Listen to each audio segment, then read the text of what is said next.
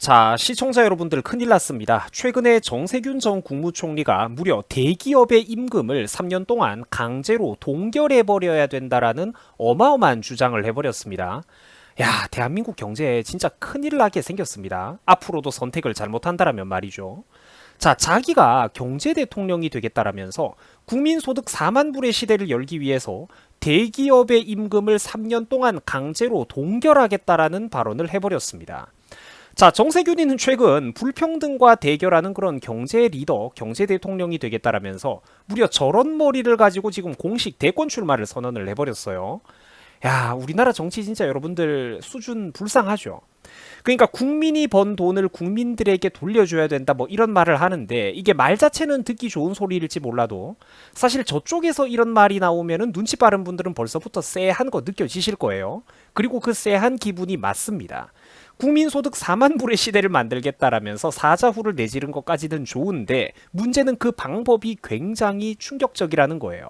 대기업이나 금융공기업들의 임금을 강제로 3년 동안 동결하겠다라고 합니다. 사회적인 대타협을 할 거래요.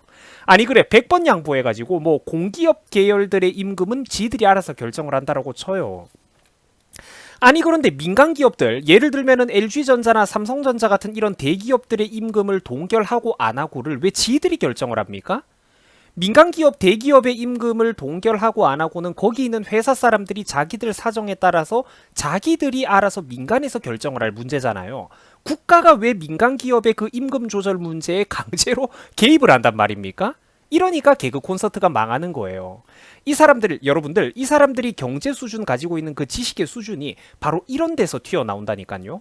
숨기려고 해도 20살 대학생 그때 그 시절부터 꽉꽉 눌러 담아왔던 이 사회주의적인 본능을 얘네들이 참을 수가 없다니까요. 4년 전에 문정부를 뽑으셨던 분들, 이 영상 보고 있는 분들 중에서도 분명히 소수가 있으실 텐데 지금 진짜 본인들이 무슨 일을 과거에 저질렀었는지 이거 자각을 하셔야 됩니다. 지금 진짜 대한민국이 악몽을 꾸고 있는 거예요. 어마어마한 일이 벌어지고 있다니까.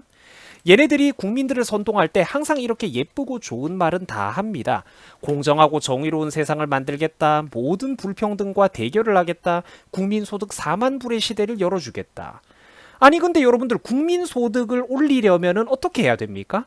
기업 활동을 장려를 해줘야죠. 우리나라 원자재 없잖아. 지하자원 없잖아요. 한국에서 지하자원 광산의 역할을 하는 게 바로 수출 대기업들 아닙니까?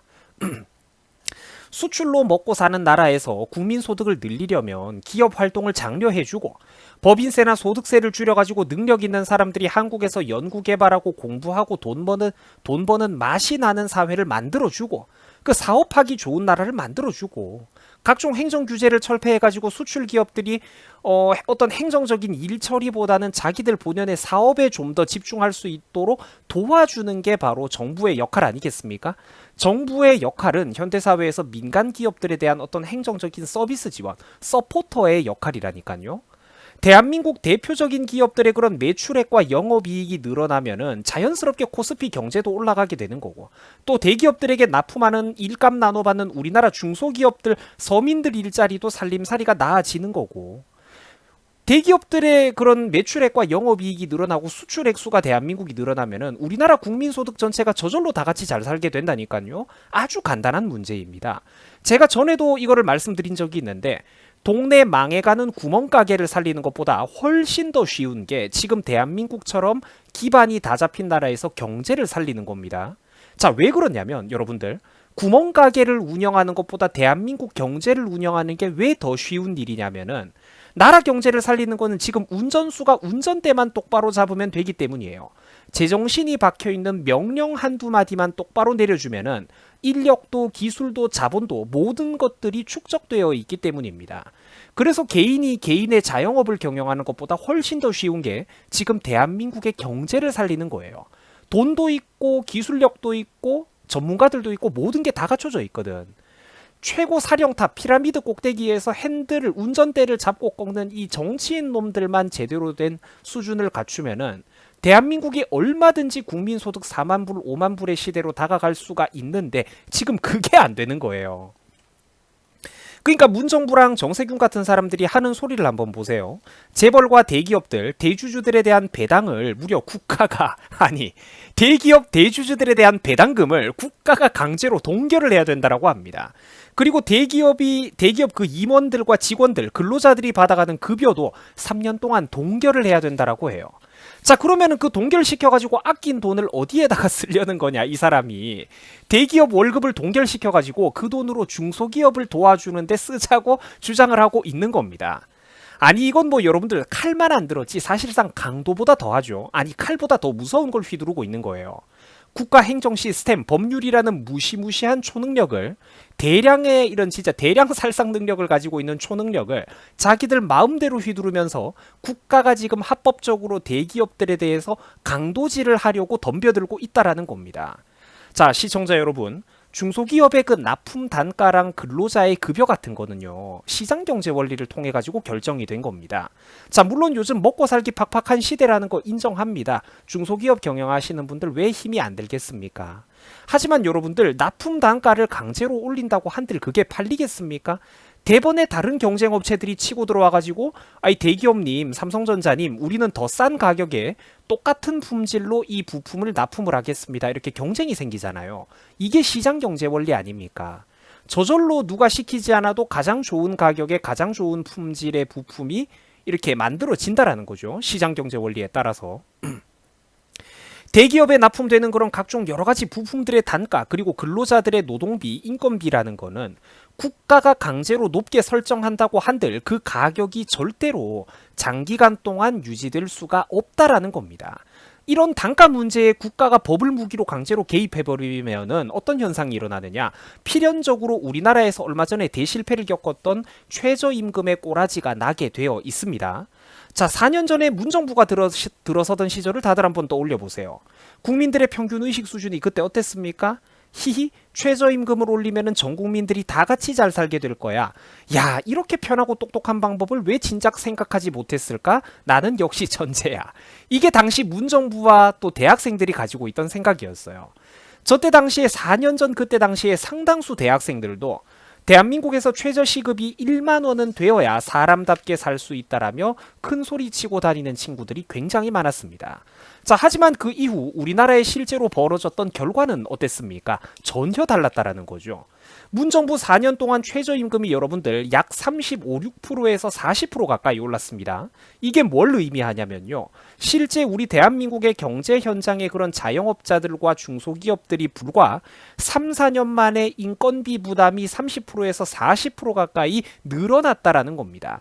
인건비가 3, 4년 만에 매출 벌어들이는 이익은 비슷한데 인건비가 30%, 40%가 늘어났다라는 거예요. 갑자기. 어마어마한 겁니다, 여러분.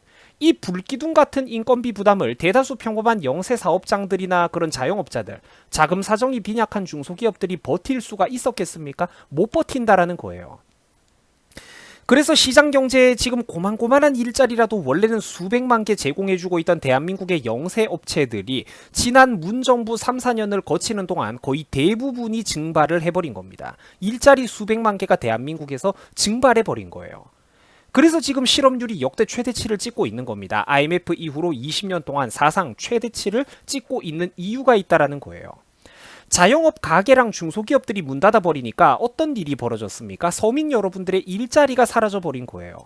그전에는 특별한 능력이나 기술이 없어도 눈높이를 조금만 낮추면은 그럭저럭 밥은 먹고 살 수 있는 고만고만한 일자리들이 많이 있었는데, 이제는 이런 단순한 노동직이나 알바 일자리도 모조리 대한민국에서 소멸되어 가고 있다라는 거예요. 여러분들, 제가 얼마 전에 유튜브 영상에 한번 올린 적이 있었는데, 번화가 목 좋은 카페, 그 커피를 파는 그 카페 취업하는데 경쟁률이 대졸자 학생들이 90대 1, 100대 1이 넘어간다는 거 알고 있습니까? 이거 여러분들 상상도 못할 일입니다. 과거 같았으면은. 카페 취업하는데 대졸자 학생들의 경쟁률이 100대 1이 넘어간다라는 건 상상도 못하는 일이 생긴 거예요. 그 일자리의 질이 조금만 좋으면은 이런 지금 참담한 일이 벌어지고 있는 거예요. 대한민국에서. 지금 정세균이가 주장하고 있는 것도 똑같은 일을 벌이고 있는 겁니다. 대기업의 임금을 강제로 동결하자고요? 돈을 너무 많이 버는 부유층이니까? 그래서 원래는 그 유능한 사람들이 벌어가야 되는 돈의 일부를 중소기업에게 강제로 지원을 해서 모두가 다 같이 잘 사는 세상을 만들어 보자고요. 시청자 여러분, 이게 공산주의가 아니면 뭐가 공산주의입니까?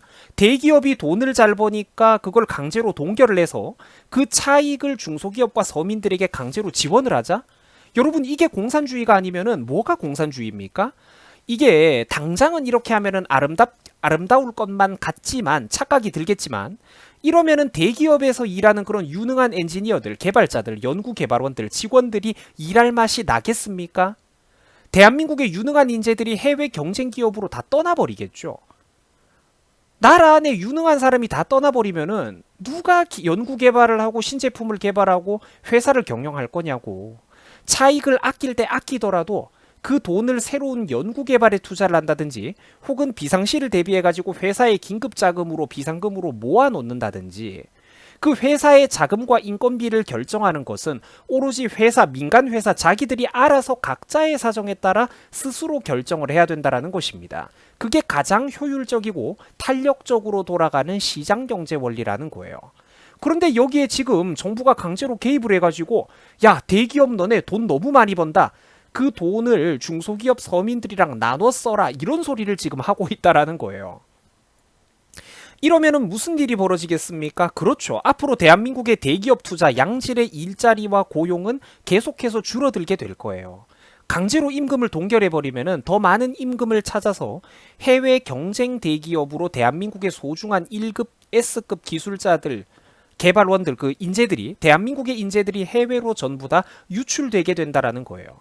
그러면 한국의 경제 몰락은 더더욱 가속화가 된다니까요. 좋은 제품을 만들고 설계를 하고 뭐 이런 최고의 어떤 자동차 엔진을 설계할 수 있는 유능한 사람들이 해외로 다 떠나버리면은 우리나라에 남아있는 서민들은 도대체 뭘 먹고 살겠습니까? 이런 개 같은 나라에서 누가 사업하고 누가 투자하고 싶어 하겠어요. 진짜 문재인 정부의 고위 정치인들의 수준을 볼 때마다 제가 진짜 환장을 하고 팔짝 뛰겠습니다. 이 기분 좋은 주말에 여러분들, 이게 무슨 날벼락입니까? 여러분들 수고하셨습니다.